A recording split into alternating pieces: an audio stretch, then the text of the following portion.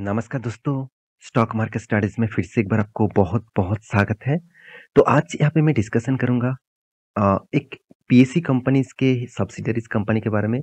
देखिए PSC company मतलब एक पीएससी बैंक के बारे में डिस्कस करूँगा, जो देखा जाए तो एक सब्सिडियरीज़ कंपनी है उसी बैंक का। तो बैंक कौन-सा है? पीए सॉरी पीएनबी। तो पीएनबी बैंक का ही एक सब्सिडियरीज़ कंपनी है, जो देखा जाए तो एक हाउसिंग फाइनेंस मतलब एक हाउसिंग फाइनेंस के ऊपर काम करते हैं। तो उसका नाम आप जान ही चुके होंगे, इसका नाम है पीएनबी हाउसिंग फाइनेंस। तो पीएनबी हाउसिंग फाइनेंस के बारे में आज बात करूँगा क्योंकि कंपनी ने एक बहुत बड़ा अपडेट दिया, जिस अपडेट के चलते हुए कंपनी के फ्यूचर में ग्रोथ पोटेंशियल और भी बढ़ने वाला है। क्यों बढ़ने वाला है? तो चलो उसी के बारे में डिस्कस करूँगा, साथ ही के साथ आपको टेक्निकली चार्ट पैटर्न भी दिखाऊँगा इस कंपनी के बारे में, तो ध्यान से उसको देखना, ध्यान से उस चीज़ को सोचना। तो वीडियो को शुरू करने से पहले मैं रिक्वेस्ट करूँगा, अभी तक चैनल को सब्सक्राइब नहीं किया तो ज़रूर कर लेना। अभी तक अपने टेलीग्राम को जॉइन नहीं किया, आप लर्निंग के लिए और अर्निंग के लिए ज़रूर जॉइन कर सकते हैं। तो चलो देख लेते हैं आज के स्टॉक के बारे में। सबसे पहली बात, कंपनी कौन-सा है? कंपनी का नाम क्या है?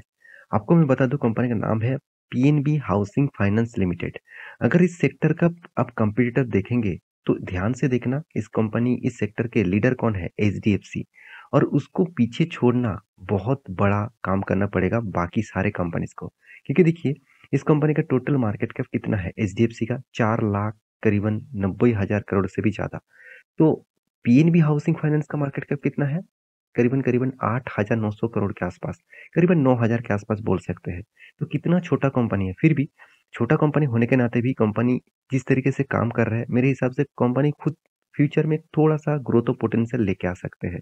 तो कितना ग्रोथ ऑफ पोटेंशियल लेके आएगा, आज का जो न्यूज़ है, उसी के ऊपर पता चलेगा। तो चलो, मैं सबसे पहले आपको न्यूज़ दिखा देता हूँ।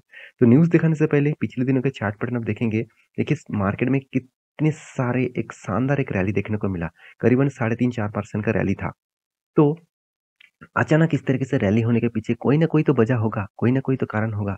तो चलो उसी के बारे में बात करूँगा। उससे पहले 5 दिन का चार्ट पैटर्न देखेंगे। देखिए पहले से ही पता चल गया था कि इस तरीके से न्यूज़ आने वाला है।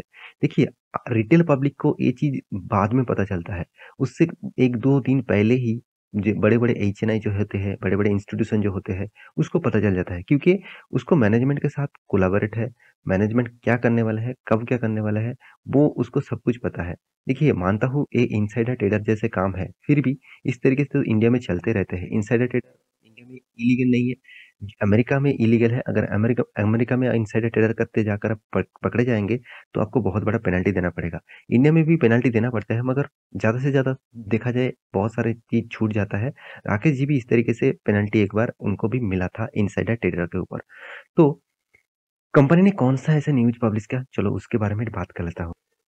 तो देखिए मैं दिग्गज वेबसाइट देखिए यहाँ पे द पायनियर के ऊपर आ चुका हूँ। इस साइट के ऊपर इस न्यूज़ को पब्लिश किया गया है। आप ध्यान से इस चीज़ को देखना। यहाँ पे क्या बताया जा रहा है? पीएनबी हाउसिंग फाइनेंस ओपन यहाँ पे देखिए रसनी branches in various cities for the affordable housing loans. तो इसका मतलब हाउसिंग लोन्स हर सिटीज़ में आपको दिखेगा, हर सिटीज़ में आपको दिखेगा। तो हर सिटीज़ में आपको हाउसिंग लोन लेने के लिए हाउसिंग लोन मतलब पाने के लिए आपको कहीं भी जाने का ज़रूरत नहीं। अभी पीएनबी खुद अलग-अलग सिटीज़ में हाउसिंग लोन के ब्रांचेस ओपन करने वाला है। तो एक बहुत बड़ा बात है, तो मैं चलो डिटेल्स भी और भी बता देता हूँ। देखिए the come PNB housing finance for Friday said is opened यहाँ पे देखिए रसनी branches in various location including यहाँ पे देखिए tier 3 and tier 4 sorry tier 2 and tier 3 cities में। तो बड़े सिटीज़ में एंड छोटे सिटीज़ में सब में ही देखने को मिलेगा इसका ब्रांचेस। तो कंपनी ने जो मतलब जगह यहाँ पे चूज़ किया है द कंपनी रश्मि ब्रांचेस देखिए उनमें से कौन खास मतलब बहुत सारे खास सिटीज़ हैं जहाँ पे अकाउंट मतलब ब्रांचेस ओपन करने वाला है। आप देखेंगे उनमें से चेन्नई है, यहाँ पे देखिए कोयम्बटूर है, गाज़ियाबाद है, हैदराबाद है, इंदौर, यहाँ पे देखिए उज्जैनी है, लखनऊ है, साथ ही साथ मुंबई, नागपुर, पुणे, राजकोट एंड वाराणसी। तो अलग-अलग जगह पे अलग-अलग सिटीज़ में यहाँ पे ब्रांचेस होने ओपन होने वाला है। तो एक बहुत बड़ा बहुत बड़ा अनाउंसमेंट है। इस अनाउंसमेंट के चलते हुए मेरे हिसाब से कंपनी का ग्रोथ पोटेंशियल और भी बढ़ेगा। देखिए जितने सारे ब्रांचेस बढ़ेंगे तो उतना ज़्यादा मतलब कस्टमर एक्वायर कर पाएँगे, उतना ज़्यादा बिज़नेस होगा, उसमें कंपनी का फ़ायदा होगा। देखिए कंपनी का फ़ायदा होगा मतलब आपका फ़ायदा। देखिए हम लोग सोचते हैं कोई भी कंपनी के ऊपर निवेश करने के बाद अ, कंपनी को चला हम रहे, बिल्कुल भी नहीं। चला तो कंपनी का मैनेजमेंट चला रहा है। हम लोग कोई भी शेयर खरीदने के बाद हम लोग सोचते हैं शेयर जाएँगे कि नहीं जाएँगे। देखिए शेयर जाएँगे कि नहीं जाएँगे वो हमको डिसीज़न हम मतलब हमारा डिसीज़न नहीं है। उसके लिए हमको बेस्ट मैनेजमेंट को चूज़ करना होगा।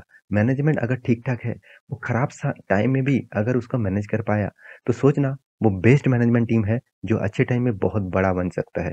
तो उसी कंपनीज़ के ऊपर निवेश करना जिसका मैनेजमेंट टीम बहुत स्ट्रॉन्ग है और कंपनी मैनेजमेंट अच्छी तरीके से सब कुछ मेंटेन कर रहा है।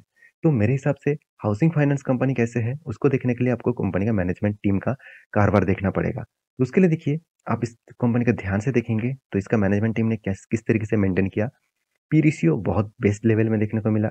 हाउसिंग फाइनेंस का total market sorry return of equity, return of capital employed एक एवरेज लेवल में है। फेस वैल्यू 10 के आसपास है। कंपनी की इंडस्ट्रीज पी रेशियो 23.5 है। तो इसका मतलब इंडस्ट्रीज पी रेशियो से कंपनी का पी रेशियो बहुत कम है। अच्छी बात है। जो चीज़ मुझे सबसे बेस्ट लगा कंपनी का बुक वैल्यू कंपनी का करंट प्राइस से नीचे है। ये सबसे बड़ी बात है। कंपनी का वैल्यूएशन एकदम सस्ते में मिल रहा है और अच्छे खासा लेवल में आपको देखने को मिला है। कंपनी फ्री कैश फ्लो 6200 के आसपास है।